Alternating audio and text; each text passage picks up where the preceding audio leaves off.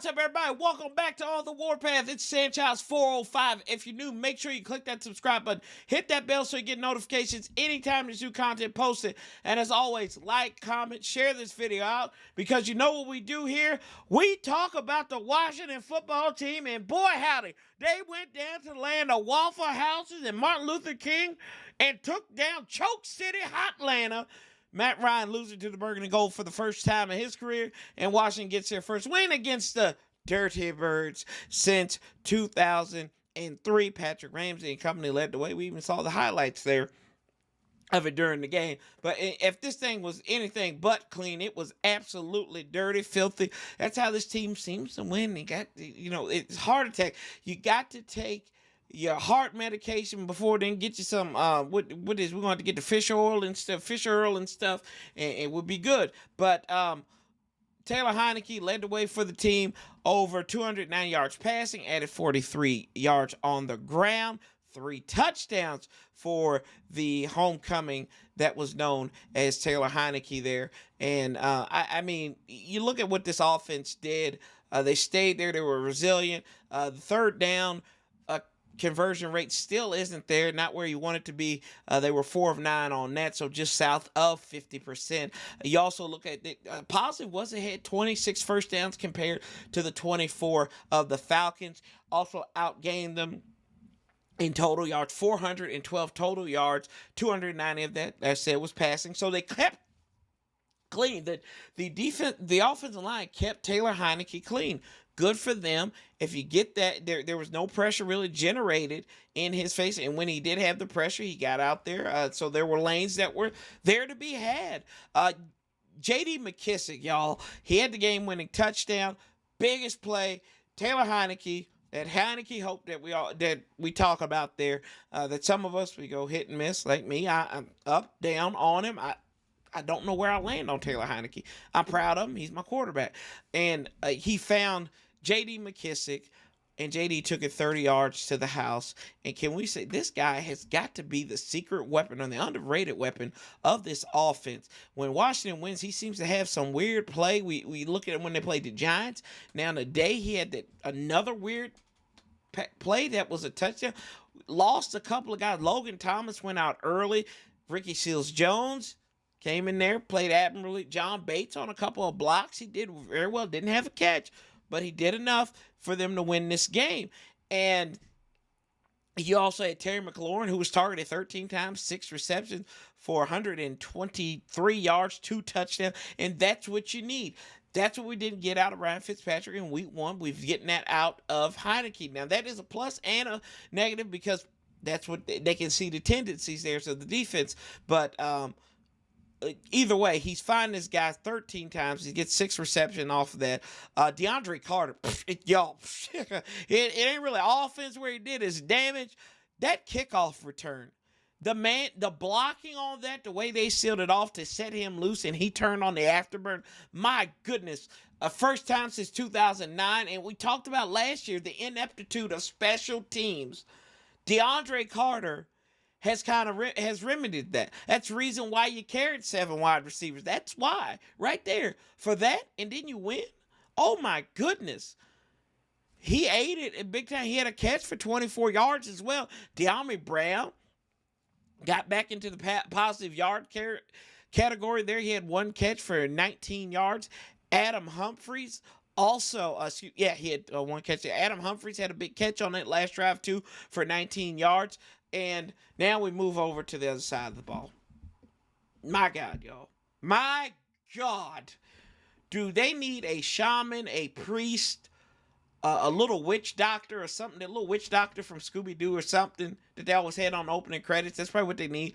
I don't know what in the ham sandwich they are doing. Jack Del Rio, this zone that you all are playing, I see, like, the last time I've seen holes that big, you had to get it, you had to pay a cover charge. It's ridiculous to see that much. Like, you can see it in the middle of the field. The middle field's always wide open. They're lining up behind the sticks on 3rd and short and just giving it to them. Like, I don't get this. William Jackson III, a guy who we thought was going to come in and do something, although they play a lot of zone with him, he's a man corner. But the man's been flagged 4 consecutive games. He has been flagged for pass interference. He is legitimately a PI, and it's not a private investigator. William Jackson III, pass interference. That's all it is. And then we thought he was going to join the ballet. When he had the pirouette. When he really thought, like turn around and get the ball. It showed, and Kendall Fuller, my Jesus, I'm like, what? Cordell Patterson lit us up. I didn't even know this guy was still relevant as a receiver. 82 yards, 3 touchdowns. Then they line him up as a running back, too. 6 carries, 34 yards. He was their leading rusher. John Bostic, what you doing, man? I've defended him. I've defended John Bostic. But I tell you one thing, I can't defend this dude. He got to go. He got to go somewhere. I don't know. We had some injuries here. We talked, John Bostic was one of them, but he had an injury with like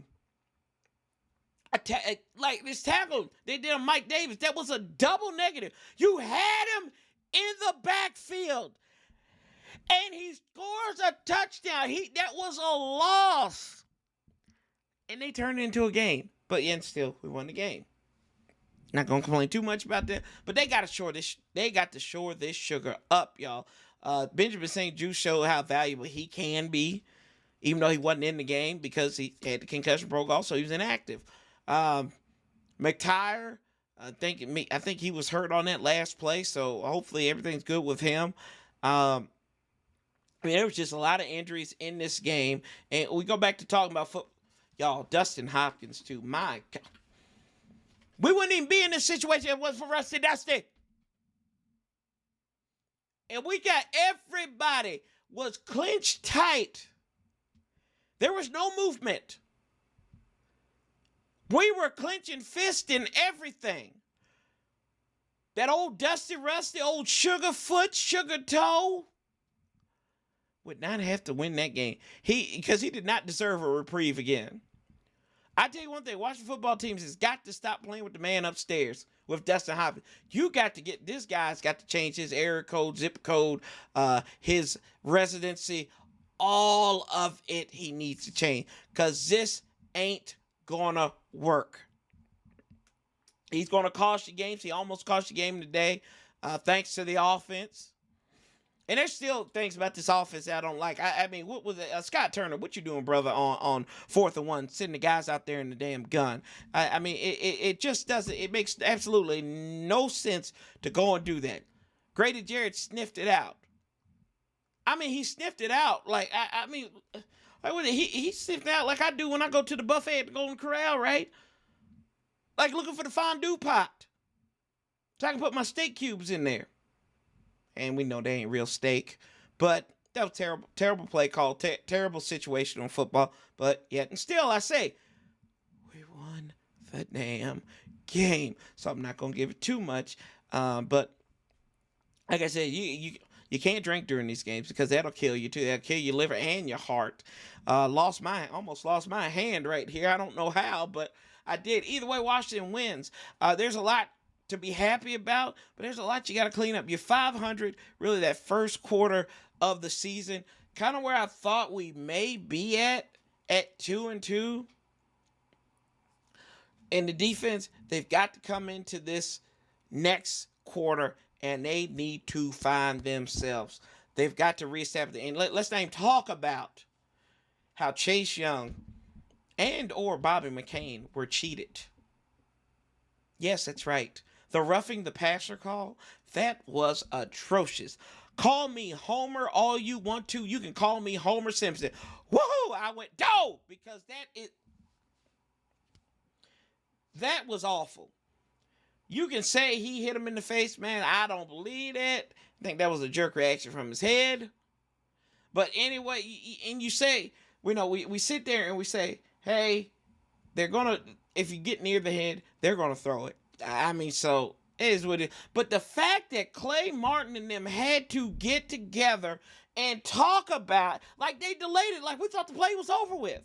They waited a good 5 minutes. That was like Scott Novak back in week 2 when Chase got up, sacked Daniel Jones.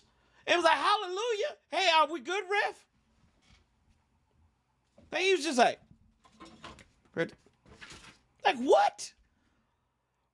Like, stop making these ticky-tack delayed calls. Either you know it or you don't. I don't like that. That's bad. And Bob McCain had the interception too, so that was just doubly bad there. And cheated Chase Young out of a sack. Montez Sweat added a sack too in this game. Thought that the Cole Holcomb play where he like stripped the ball out of Hayden Hurst's hand. Thought that could have been a fumble. They just stopped the forward progress. Jamin Davis did a good job of holding him up on that play. We need to see more of Jamin Davis. Like I said, I'm done with John Foster. Don't tell nobody that though.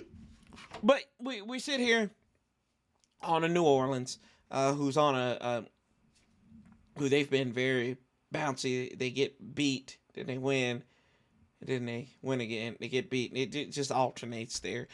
So hopefully you get the team that gets beat. This is an emotional high. And they came out there with the Rivera strong. And I said kind of like, I was sitting there thinking, I said, they can't lose this game.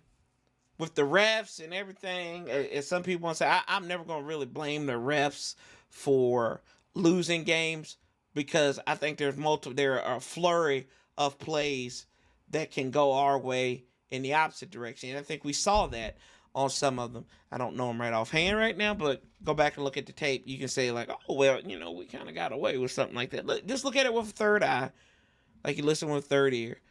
Just like Joe Madison said, just listen. Just watch with 30 ear. Non-biased ear. You can't listen with your ear. Either way, yeah, Washington wins this game, y'all. I'm happy, family. Tell me what you're thinking. Did you like this game? Did you wind up in the urgent care? And what we're going to do against New Orleans, y'all. I appreciate everything y'all do in helping this channel grow as we move on to New Orleans. Don't forget Warpath Wednesday with a special guest, and then we'll be back here Sunday for Washington and the Saints. But until then, make sure you learn to slap a table. Just don't do like I did.